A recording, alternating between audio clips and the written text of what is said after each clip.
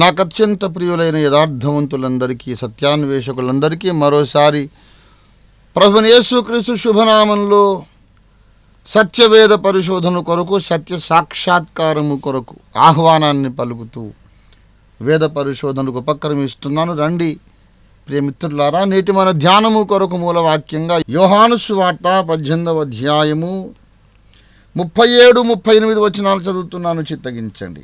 అందుకు పిలాతు, నీవు రాజువా అని ఆయనను అడుగగా, యేసు, నీవన్నట్టు నేను రాజునే.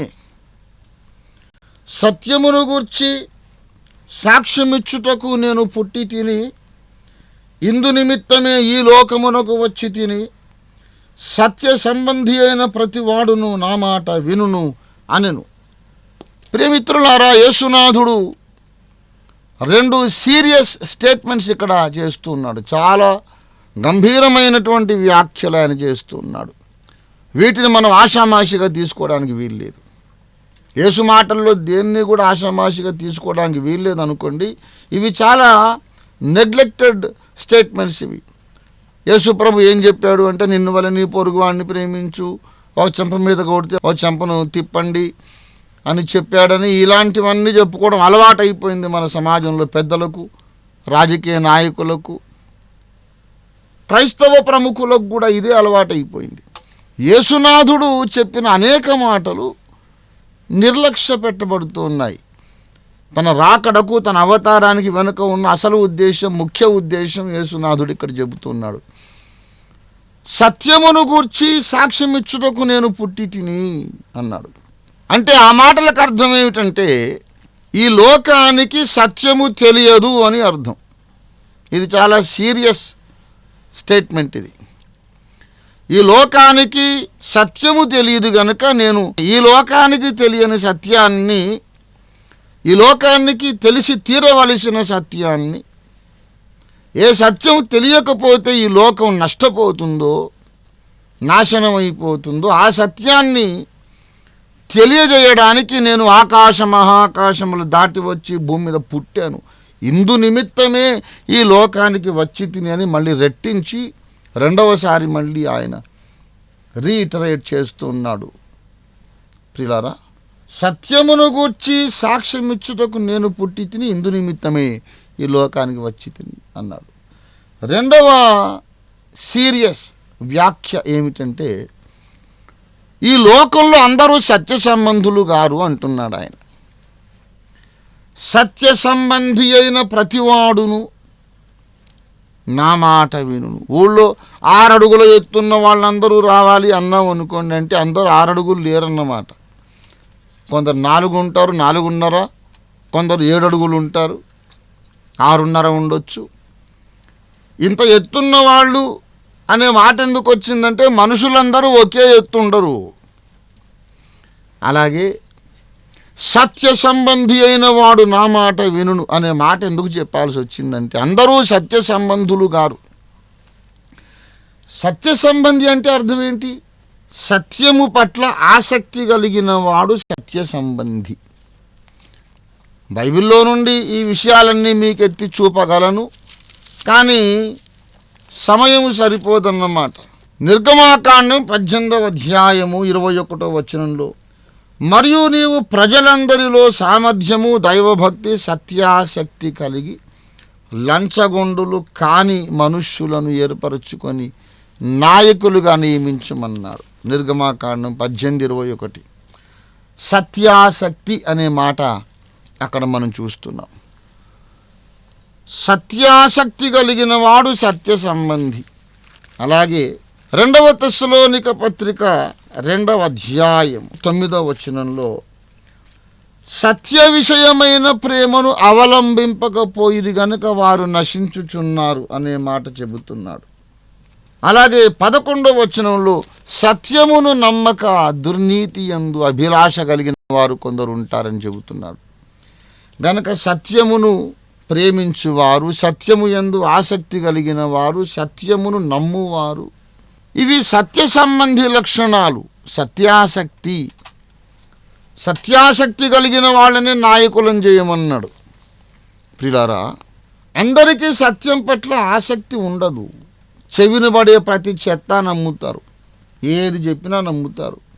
అసలు ముందు ప్రజల యొక్క అజ్ఞానం, అది మూఢత్వం. అది మన తెలుగులో కొన్ని సామెతలు ఉన్నాయి, మనకు తెలుసు కదా. పెద్దలు వందల ఏళ్ళుగా పెద్దలు చెబుతున్నారు, సమాజంలో నానుతూ ఉన్నాయి ఆ నానుడులు. ఇదిగో పులి అంటే అదిగో తోక అన్నాడు, దున్నపోతు ఈనింది అన్నాడు ఎవడో. వెంటనే ఒకడు తాడు వెతుకుతున్నాడు. తాడెక్కడా, తాడు తీసుకురండి అన్నాడు. ఎందుకురా తాడు అంటే, దూడను కట్టేయాలి. దూడను కట్టాలా? దూడ ఎక్కడుంది అసలు అంటే, దూడ ఉంది, దూడ పుట్టింది, ఈనింది అన్నాడుగా, తాడు తీసుకురండి ముందు అన్నాడు. అసలు దూడ ఎక్కడుంది, ఈనింది అన్నాడుగా అంటాడు వీడి వాదన. ఎవరన్నారు, ఏమన్నారు విన్నావా సరిగ్గా? అసలు వినిపించుకున్నావా? అతడు ఏమన్నాడు? దున్నపోతు ఈనింది అన్నాడు. దున్నపోతు అంటే మగ ప్రాణి ఈనుతుందా? పిల్లల్ని పెడుతుందా? గేదె ఈనుతుంది, ఆవు ఈనుతుంది, కానీ ఎద్దు దున్నపోతు ఈనవు కదా. అంత ఆలోచన లేదు. వాడు ఏదో దున్నపోతు ఈనింది అన్నాడు. వాడు దున్నపోతు అనే మాట పట్టించుకోవాలా, ఈనిందని రెండో మాటే పట్టించుకున్నాడు. ఊరంతా పరుగులెట్టాడు తాడు కోసం. నేను నమ్మేది, నేను ఆచరించేది, నేను ప్రతిస్పందించి రియాక్ట్ అవుతున్నటువంటి విషయం ముందు అవతల సత్యమై ఉండాలి అనే పట్టింపు, ఆ కమిట్మెంట్ అనేది మనుషులకు సర్వసాధారణంగా ఉండదు. కొందరు ఉన్నారు మొండిఘటాలు, వాళ్ళు చెవిని పడే ప్రతి మాటను పరీక్షిస్తారు. ఇది అవునో కాదో ముందు పరిశోధించుకుంటారు. పూర్వాపరాలు, కార్యకారణాలు అడుగుతారు. ఎందుకు, ఏమిటి, ఎలా, ఇది ఎందుకు నమ్మాలి, ఇది రుజువేంటి, ఇంకోలా ఎందుకు కాకూడదు అని తర్జన భర్జన పడి మంచి చెడులు, న్యాయాన్యాయాలు, యుక్తాయుక్తాలు బేరీజు వేసుకొని రుజువులు అడిగి, నిరూపణలు అడిగి, కళ్ళారా చూసి విని తమకు తట్టినప్పుడు, ఇది నిజము అనుకున్నప్పుడు, ఇది ఇలాగే నమ్మాలి, ఇంకే విధంగానూ దీని గురించి అభిప్రాయపడడానికి అవకాశం లేదు అనుకున్నప్పుడు అది నమ్ముతాడు. అతడు సత్య సంబంధి. ఇలాగ సత్య సంబంధులైన వారు కొందరు ఉంటారు. ఇండియాలో ఉంటారు, అమెరికాలో ఉంటారు, జర్మనీలో ఉంటారు, అరబ్ దేశాల్లో ఉంటారు, ఆఫ్రికా దేశాల్లో ఉంటారు. శరీర రూపానికి విభిన్నమైన ఆకృతులు కలిగి ఉండవచ్చు. పొడుగువాడు, పొట్టివాడు, లావువాడు, సన్నంవాడు, తెల్లవాడు, నల్లవాడు, ఎర్ర రంగువాడు, రకరకాల రంగులలో, వర్ణాలలో, శరీరాకృతుల్లో విభిన్నత్వం ఉండొచ్చు. కానీ వాళ్ళందరికీ ఒక కామన్ ఫ్యాక్టర్ ఉంటుంది. సత్యమే నేను నమ్ముతాను, సత్యము తప్ప ఇంకేమీ నమ్మను. సత్యము అని నిర్ద్వంద్వంగా నిరూపించబడితే తప్ప మా తాత చెప్పినా, మీ తాత చెప్పినా వినను. నాకు రుజువు దొరకకపోతే ఎవరు చెప్పినా విననంతే, ఊరందరూ చెప్పినా వినను. సత్యము అనేదాన్ని నమ్ముతాను. నమ్మినందుకు ఊరు వెలివేసినా పట్టించుకోను. నాకు సత్యం కావాలి, ఊరక్కర్లేదు అనే మంకు పట్టు పట్టేవారు కొందరు ఉంటారు. వాళ్లను లేఖనం సత్య సంబంధులని పిలుస్తోంది. ప్రియమిత్రుడా, సోదరుడా, ప్రసంగంలో ముందుకెళ్ళక ముందు ఒక ప్రశ్న అడుగుతున్నాను. నీవు సత్య సంబంధివా కాదా? సత్యము నమ్మాలి అనే రోషము నీకుందా? సత్యము మాత్రమే నమ్ముతాను, సత్యము కానిదేది నమ్మను అనే కమిట్మెంట్ నీకుందా? లేకపోతే దున్నపోతు ఈనింది అంటే దూడను కట్టేద్దాం, తాడు తీసుకురమ్మనే రకమా మీరు? మీ మనస్సాక్షి ప్రకారం, మీ జీవిత అనుభవాల ప్రకారం, లోగడ మీరు ఏ రీతిగా ప్రవర్తించారో దాని ప్రకారం అది మీరు నిర్ణయించుకొని మీరు సమాధానం చెప్పుకోవాలి. దేవునికి సమాధానం చెప్పండి, మీ మనస్సాక్షికి మీరే సమాధానం చెప్పండి. మీరు సత్య సంబంధులా, లేకపోతే సత్యం అంటే ఏమాత్రము పట్టింపు లేకుండా ఏదో 10 మందిలో కలిసి మనం ఏదో ఒకటి నమ్మాలి తప్ప మరీ ప్రత్యేకంగా పరిశోధన చేసి ఇది సత్యమా కాదా అని అడిగేంత స్థాయి, స్తోమత, అర్హత, యోగ్యత, శక్తి, సామర్థ్యం, జ్ఞానం నాకెక్కడిది అని గుంపులో పడి కొట్టుకుపోయే రకమా నీవు? మామూలు మనుషులు సమాజం సృష్టించిన అబద్ధాల ప్రవాహంలో కొట్టుకుపోతారు.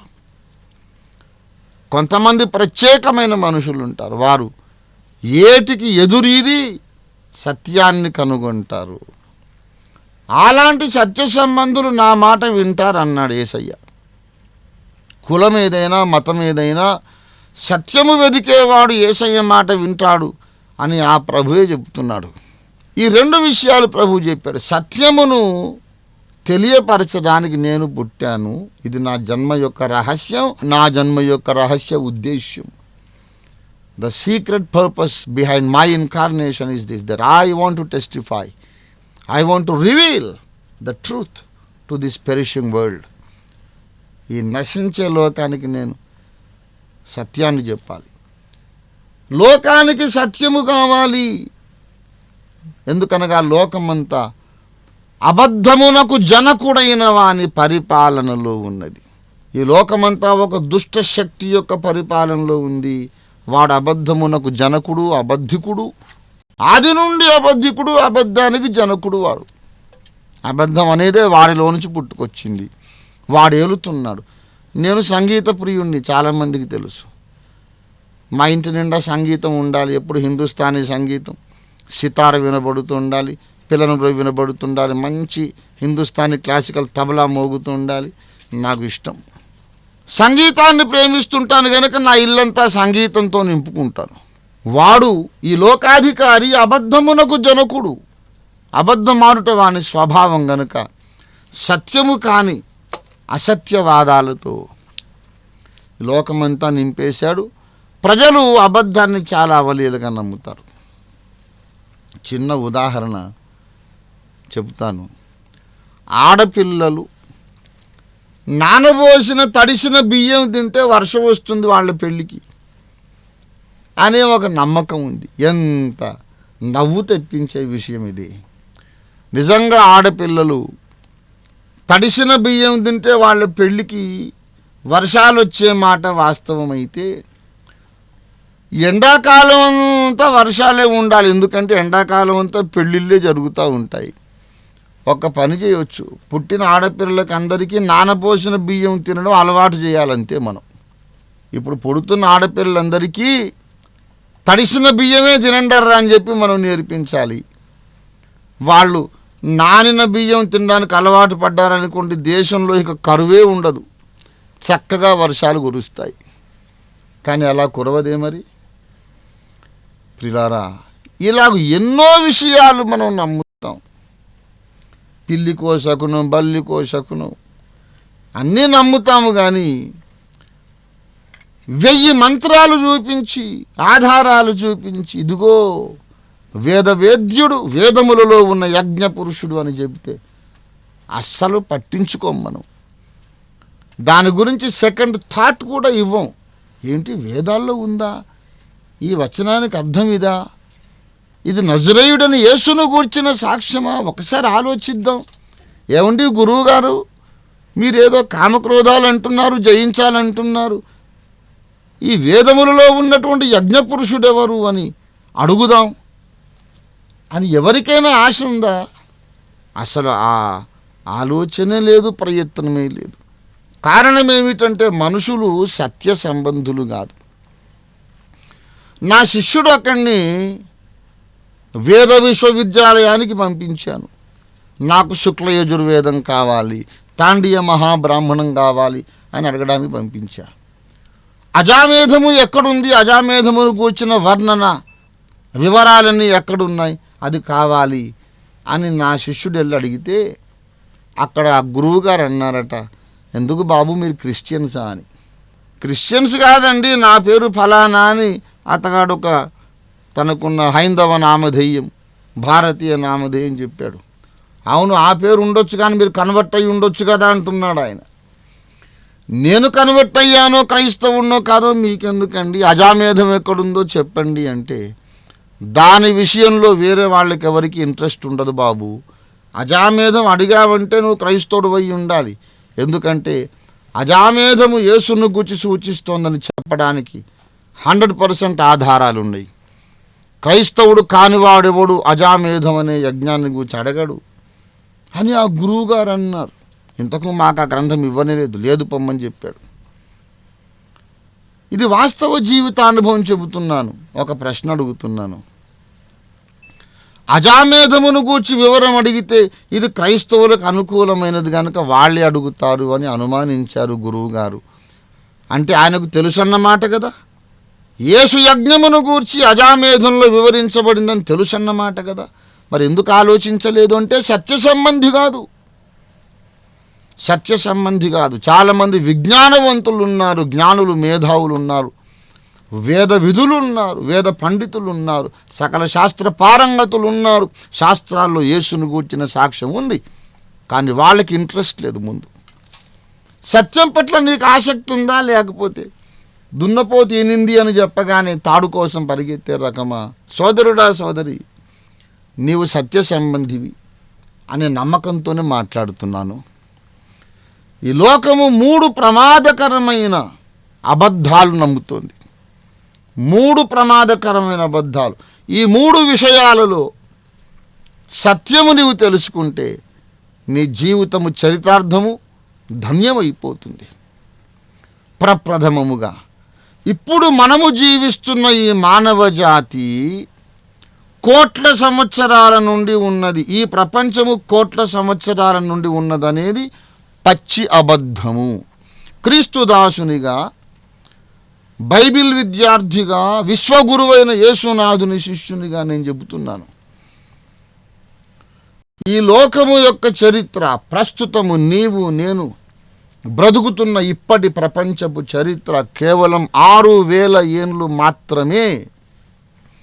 తెల్ల దొంగల దురహంకారము, తెల్ల దొంగలు ఇలా చెప్పారు, మా దగ్గర లక్షల కోట్ల ఏళ్ల చరిత్ర ఉంది, ఇవన్నీ తప్పు కాకమ్మ కబుర్లే. నేను చెబుతున్నాను, బాగా వినండి, స్పష్టంగా వినండి.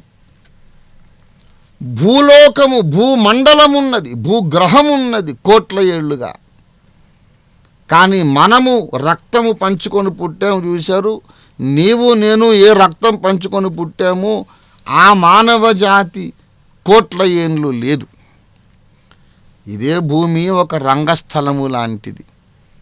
ఆ దేవదేవుడు ఇదే రంగస్థలం మీద ఎన్నో లోకాలు సృష్టించాడు. అవి కాలగర్భంలో కలిసిపోయినవి.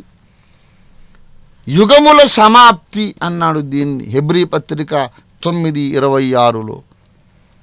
ఈ ఆఖరి యుగం ప్రారంభమై 6000 ఏండ్లే. అంతకుముందున్న యుగాలలో బ్రతికిన వాళ్ళ రక్తం వేరు, మనం వేరు. ఆ పుట్టుక వేరు, మనం వేరు. ఆ తత్వము, స్వభావం వేరు, చరిత్ర వేరు. వాళ్ళ సంగతే వేరు, మనం వేరు. మన దగ్గర కోట్ల ఏండ్ల నుండి భారతదేశం ఇలాగే ఉంది, ఇదే దేశం లోపల కోట్ల ఏళ్ల నుండి మనుష్య జాతి నడుస్తుంది అనేది పచ్చి అబద్ధం. అది ఎవరు నమ్మకండి. భారతదేశంలో కోట్ల ఏళ్ల నుండి చరిత్ర నడుస్తూ ఉండడం వాస్తవమైతే కనీసం 1,00,000 సంవత్సరాల కిందటిది. ఒక్క చెంబో పాత్ర పట్టుకురమ్మనండి. పురాతత్వ శాస్త్రం ప్రకారం ఒక విమానం రెక్క 1,00,000 ఏళ్ల కిందట ఒక రథం యొక్క చక్రం ఏదో తీసుకురమ్మనండి. తీసుకురారు, లేదు కనుక. ఇప్పుడు మనమున్న ఈ తరము లేక ఈ ప్రపంచం, ఇప్పటి యుగము, ఇప్పటి జగము కోట్ల ఏండ్లు కాదు. కోట్ల ఏండ్ల చరిత్ర లేదు. ఆ మాట ఎవరు చెప్పొద్దు, వినొద్దు. ఎవరైనా చెప్పినా మీరు చెప్పనివ్వద్దు. అది ప్రమాదకరమైన అబద్ధం. రెండవ ప్రమాదకరమైన అబద్ధం, రక్త ప్రోక్షణము లేకుండా పాపక్షమాపణ దొరుకుతుందనేది ఒక పచ్చి అబద్ధం. అది కూడా అబద్ధమే. ఎందుకనగా వేదములు చెబుతున్నాయి రక్తము చిందించకుండా పాపక్షమాపణ కలుగదు అని. మహర్షులు నమ్మారు, మహర్షులే నమ్మారు. పాపము జరిగినప్పుడు దానికి పరిహారంగా రక్తము చిందించాలి అని. వేదాంగములలో, ఉపనిషత్తుల్లో యజ్ఞములను గూర్చిన ప్రస్తావన ఉండగా, బ్రాహ్మణములలో యజ్ఞమును గూర్చిన ప్రస్తావన ఉండగా, పురుషమేధము, అజామేధము, గోమేధము, అశ్వమేధము ఇలాంటి సకల విధములైన యజ్ఞములు ఉండగా, యజ్ఞాల్లో జంతుహింస లేదని, రక్త ప్రోక్షణము లేదని ఈనాడు కొంతమంది కుహనా వేద పండితులు, యథార్థత లేనివారు, సత్య విరోధులు అబద్ధాలు ప్రచారం చేస్తున్నారు. భారతీయ సమాజమా, ఈ అబద్ధికుల మాటలు నమ్మవద్దు. వేదములలో జంతు బలి ఉన్నది, అని శ్రీమాన్ దాశరథి రంగాచార్య గారు ఆంధ్రానువాదము చేసినటువంటి చతుర్వేద సంహిత ఉపోద్ఘాతములో ఖచ్చితంగా రాశారు గురుపాదుల వారు. వేదములలో జంతుహింస ఉన్నది. ఆర్యులు బలి అర్పించారు. ఎందుకు అర్పించారు? రక్త ప్రోక్షణం అవశ్యంగా కావాలి, రక్త ప్రోక్షణం లేకుండా పాపాలు కడగబడవు అని వారు నమ్మారు. కనుక ఇవాళ రక్తము చిందించకుండానే ఎక్కడో ప్రదక్షిణాలు చేస్తే పాపాలు పోతాయి, రక్తము చిందించకుండానే ఎక్కడో మునిగితే పాపాలు పోతాయి అనేది ప్రమాదకరమైన అబద్ధం. ఇది వేదములకే విరుద్ధమైన నమ్మకం. అలాంటి నమ్మకాలు నమ్మకండి. వేద విరుద్ధముగా నమ్మొద్దు. భారతీయులం మనం వేదములే ప్రామాణికంగా తీసుకుందాం. రక్త ప్రోక్షణం అవసరమని నమ్ముదాం. ఆ రక్తమును పరమాత్ముడే నరావతారమెత్తి భూమధ్యపురములో చిందించినాడు కల్వరి శిలువలో అని నమ్ముదాం. మొదటి అబద్ధం, భారతదేశంలో కోట్ల ఏళ్ల నుండి చరిత్ర నడుస్తుందనేది అబద్ధం. రెండవది, రక్తము చిందించకుండా ఏదేదో చేస్తే పాపాలు పోతాయి అనేది రెండవ అబద్ధం. మూడవ అబద్ధం, ప్రమాదకరమైన అబద్ధం ఏంటంటే ఈ లోకం ఇలాగే నడుస్తూ ఉంటుంది చాలా కాలం, ఇంకా కొన్ని లక్షల సంవత్సరాలు అనేది కూడా చాలా డేంజరస్ లై. మరికొద్ది సంవత్సరాల్లో ఈనాడు అధిక శాతం భారతీయులు ద్వేషించి తృణీకరిస్తున్న యేసు భూమి మీదికి శరీరముతో దృశ్యరూపిగా రాబోతున్నాడు. యేసునాథుడు మళ్ళీ వస్తాడు. వచ్చినప్పుడు యేసును తృణీకరించిన వారందరూ సాగిలపడి గడగడలాడి పొలాలకు అడ్డం పడి పారిపోవాలి. యేసు మళ్ళీ వస్తున్నాడు. ప్రతి నాలుక యేసుక్రీస్తే ప్రభువని ఒప్పుకుంటుందిట. ప్రతి మోకాలు ఆయన ఎదుట మోకరించున్నట. ఫిలిప్పీ పత్రిక దయచేసి 2వ అధ్యాయము 11వ వచనం. ప్రతివాని నాలుకయు తండ్రి అయిన దేవుని మహిమార్థమై యేసుక్రీస్తే ప్రభువని ఒప్పుకుంటుంది. ఫిలిప్పీ 2:10 భూమి మీద ఉన్నవారిలో కానీ భూమి క్రింద ఉన్నవారిలో కానీ ప్రతివాని మోకాలను యేసు నామమున వంగును. ప్రతి మోకాలు యేసు నామంలో వంగుతుంది. ప్రతి నాలుక యేసే ప్రభువు రాజని ఒప్పుకుంటుంది. ఆయన మళ్ళీ రాబోతున్నాడు. గనక ఈ లోకం ఇలాగే చాలా ఏండ్లు ఉండదు. కొంతమంది చెబుతుంటారు డీజిల్ నిక్షేపములన్నీ కూడా, గ్యాస్ నిక్షేపములన్నీ ఇంకో 50 ఏళ్ళలో అయిపోతాయి. అప్పుడు ఎలాగా? ఇంధనమే ఉండదు. ఇక మరొక 50 ఏళ్లలో బొగ్గు ఉండదు, డీజిల్ ఉండదు, గ్యాస్ ఉండదు, సహజ నిక్షేపములన్నీ అయిపోతాయి. మానవ జాతి ఎలా బ్రతుకుతుందని భయాందోళనలు సృష్టిస్తున్నారు కొంతమంది. అదంతా అమాయకత్వమే కానీ ఇంకేమీ కాదు. దేవుడు ఈ భూగ్రహములో ఉంచిన నిధి నిక్షేపములు, సహజ వాయు నిక్షేపాలు, సహజ ఇంధన నిక్షేపాలు అన్నీ అయిపోతాయి. కానీ అవి అయిపోవడానికి చాలా ముందు యేసు మళ్ళీ వస్తాడు. మానవ జాతికి ఆ సమస్య ఎప్పటికీ రాదు. యేసు త్వరగా రాబోతున్నాడు. ఆయన రాబోతున్నాడు కనుకనే 2 జర్మనీలు ఒక్కటైనాయి. యేసు రాబోతున్నాడు కనుకనే సోవియట్ యూనియన్ కుప్పకూలిపోయింది. యేసు రాబోతున్నాడు కనుకనే భూకంపాలు సంభవిస్తున్నాయి, వరదలు వస్తున్నాయి, తెగుళ్ళు వస్తున్నాయి. యేసు రాకడ సూచనలు ఈ తెగుళ్ళు, వరదలు, భూకంపాలు, యుద్ధాలు, రకరకాల ప్రకృతి వైపరీత్యాలు. యేసు యొక్క అడుగుల చప్పుడిది. ఆయన వస్తున్నాడు కనుక కలలు కనకండి. కోట్ల ఏళ్లకు ముందు మన దేశం ఉంది, ఇంకా కోట్లేళ్ళు ఇట్లాగే జరిగిపోతుంది, ఏదో ఈ కులం తక్కువ మతం ఈ మధ్య ఎక్కువ పెచ్చరిల్లిపోతుంది అని మాయలో బ్రతకకండి. మన మానవ జాతి 6000 ఏళ్ల వయసున్నది. ఈ మానవ జాతి పాపాన్ని కడగాలంటే పరమాత్ముడు కార్చిన రక్తమే ఏకైక శరణ్యము. ఒప్పుకొనని వారిని దండించడానికి ఆ యజ్ఞపురుషుడు మళ్ళీ వస్తున్నాడు వీరభోగ వసంతరాయడై. బ్రహ్మంగారి కాలజ్ఞానం ఈ విషయంలో తూచా తప్పకుండా నెరవేరబోతుంది. తెల్లని గుర్రము మీద వీరభోగ వసంతుడు, అసలైన వసంతుడు యేసునాథుడు, అసలైన పెళ్లి కొడుకు ఆయన వస్తున్నాడు. యేసును నమ్మని వారి గతి చాలా దయనీయంగా ఉంటుంది. బెదరింపు కాదు, ప్రేమతో హెచ్చరిక చేస్తున్నాం. ఆ నాద శరీరుడు వచ్చినప్పుడు ఉగ్రమూర్తిగా ఉంటాడు. అప్పుడు ఆయన కనికరించాడు. ఇక కనికరించాలంటే ఇదే కాలం, ఇది కృపాకాలం. రాబోయేది దేవుని ఉగ్రతా కాలం. దేవుని కృపాద్వారాలు, కరుణాద్వారాలు తెరవబడి ఉండగానే, ఈ సువార్త వింటూ ఉండగానే వ్యర్థమైన మేకపోతు గాంభీర్యాలు, భేషజాలు విడనాడి, వ్యర్థమైన విద్వేషాలు విడనాడి వెంటనే లోబడండి. ఇప్పుడే యేసునాథుని ముందు మోకరించి, యేసుప్రభువా నా పాపాలు క్షమించమని అడగండి. మీ జీవితాలు ధన్యమైపోతాయి. ప్రార్థించుకుందాం.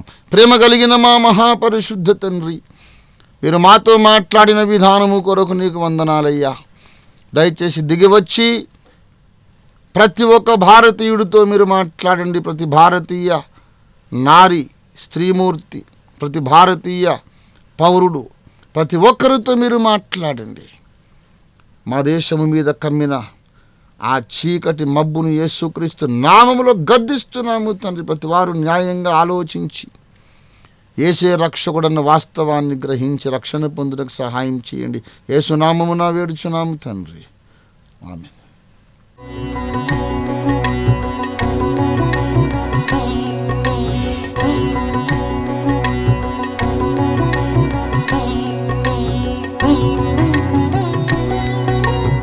మరిన్ని వివరములకు మమ్మల్ని సంప్రదించండి. ఓఫీర్ మినిస్ట్రీస్, LIG 86/1, 3వ phase, KPHP colony, Kukatpally, Hyderabad 500072. మా ఫోన్ నంబర్స్ 9908773008, 9955110044. మా వెబ్సైట్ www.ofirministries.org. మా ఇమెయిల్ satyvedasaram@ofirministries.org.